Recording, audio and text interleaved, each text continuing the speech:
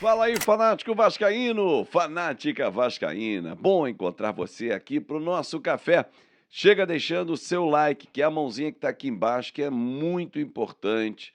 Comenta, compartilha para os seus amigos e, claro, se inscreve aqui no Fanático Vascaíno, que é a sua casa. Você sabia que se o Ramon Dias tivesse chegado no início do Campeonato Brasileiro, no início da temporada, hoje o Vasco estaria, pelo menos, na 10ª posição do Campeonato Brasileiro? Eu vou provar para você por que e como isso aconteceria. E mais, um time de pendurados para enfrentar o Fortaleza no jogo que antecede o grande clássico com o Flamengo. Tudo isso e muito mais agora, aqui no nosso Café Vascaíno. Vamos embora? Então vamos para cima, porque é o trem bala da colina. Deixa eu mandar logo um abraço aqui, antes que eu esqueça, estou devendo esse abraço para o Gustavo Castro e o pai dele, o Edinaldo.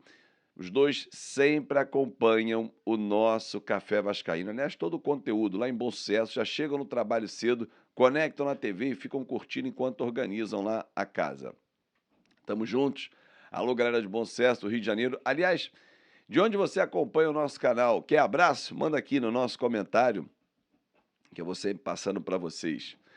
Bom, que nós perdemos muito tempo, mas muito tempo, com dois treinadores que ainda não estão prontos para o tamanho do Vasco, para o projeto Vasco da Gama, os números mostraram. Em 14 rodadas, o Vasco conquistou apenas 9 pontos. Ou seja, de 42 pontos, o Vasco conquistou 9. Um aproveitamento pouco superior a 20%. Ok? Esse aproveitamento jogou o Vasco dentro da zona de rebaixamento, afundou o time lá na situação. Aí veio a troca. Resolveram se mexer e trouxeram um treinador do tamanho do Vasco, Ramon Dias. Com ele, a sua comissão técnica, tendo à frente o filho, Emiliano Dias, que é muito participativo e que tem gerado um impacto muito grande dentro do elenco do Vasco.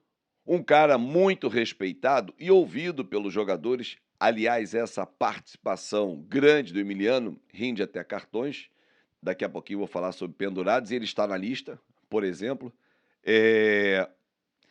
Mas assim, o trabalho do Ramon Dias, da sua comissão técnica, claro, trabalho esse aliado à chegada de novos jogadores e que encaixaram muito bem, quase todos, mas ele resgatou alguns que já estavam no clube.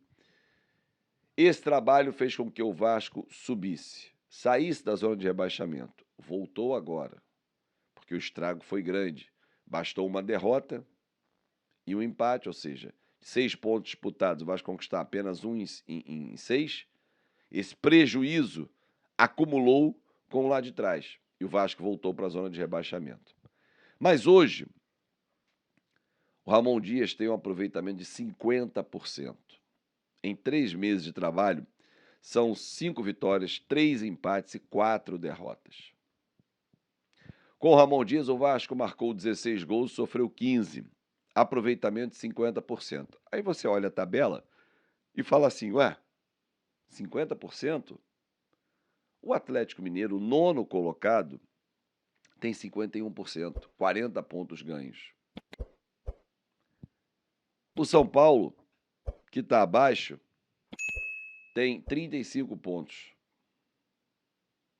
Logo, se o Vasco fizesse ou tivesse esse aproveitamento que tem com o Ramon Dias, desde o início da competição, chegamos agora, na 26ª rodada, olhando a tabela, 50% de aproveitamento dos pontos disputados, ou seja, de 78, o Vasco conquistou 39, essa é a conta. 26ª rodada, 72 pontos disputados, aliás, 72 não, 78, perdão, o Vasco conquistou metade, com esse aproveitamento, 39. Com 39 pontos ganhos, o Vasco seria o 10º colocado. Ele estaria 1 ponto atrás do Atlético Mineiro, que tem 40 hoje, e 4 acima do São Paulo, que é o 10º, com 35. Consegue perceber que a importância de um trabalho bem feito, e mesmo nesse momento de reconstrução do Vasco, impulsionaria o time para uma outra situação? Hoje, você, torcedor, estaria aqui falando assim, cara, Vasco embalando umas 2, 3 vitórias, a gente entra na Libertadores,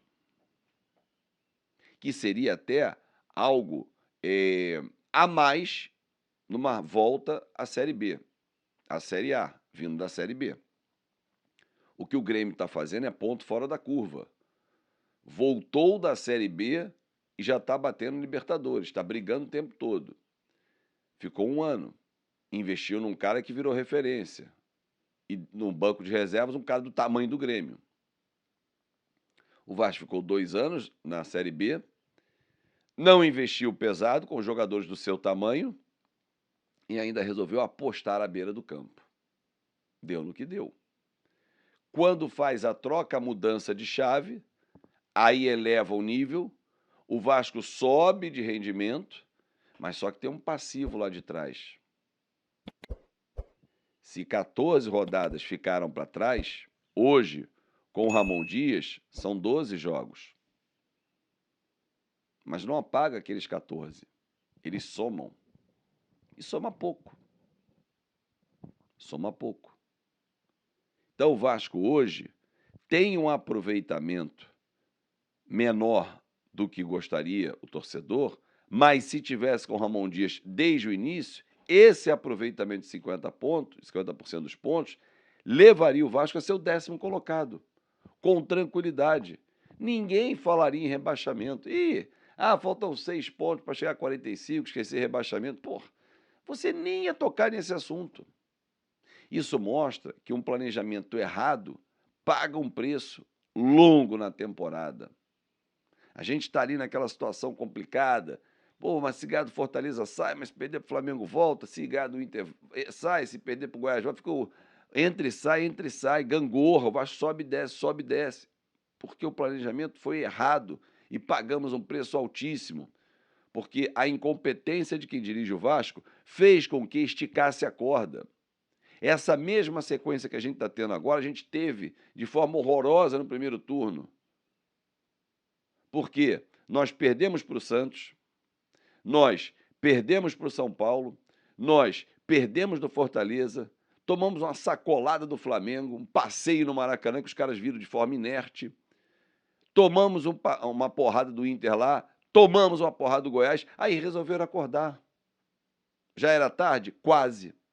Mas reparem como o Vasco sofre até hoje. Dá tempo e nós vamos recuperar. Mas não precisava passar por isso. Para fechar, eu falei do Emiliano Dias estar pendurado, o pessoal da Atenção Vascaína fez um levantamento bem interessante aqui. Se liga nessa escalação: Léo Jardim, Puma, Robson, Léo Pelé, Zé Vitor, Jair Praxedes, Cocão, Seba e Serginho. Mas Azevedo, tá faltando um jogador aí e tal. Não, esse aqui não é um time para entrar em campo, não. Mas é quase um time de pendurados. Ou seja, se o Léo Jardim levar cartão, tá fora do clássico com o Flamengo. Isso contra o Fortaleza. Cartão que está tirando o Paulinho do jogo. Se o Léo tomar cartão, está fora do jogo com o Flamengo. Zé Vitor, jogadores mais titulares e mais importantes hoje dentro do elenco do Vasco e do time titular. Faz parte. Paulinho exatamente está fora desse jogo por esse motivo. Medel não deve voltar a tempo, jogo lá na Venezuela na terça-feira, não levou o cartão amarelo contra a seleção peruana, na vitória da seleção chilena, então Medel é o outro que vai desfalcar o Vasco. Então Medel e Paulinho, muito difícil. Pode ser que ele consiga voltar a tempo, mas uma logística muito complicada. Vamos ver, mas de qualquer forma é um problema para o técnico Ramon Dias. Um grande abraço, galera, uma ótima sexta-feira e até mais tarde.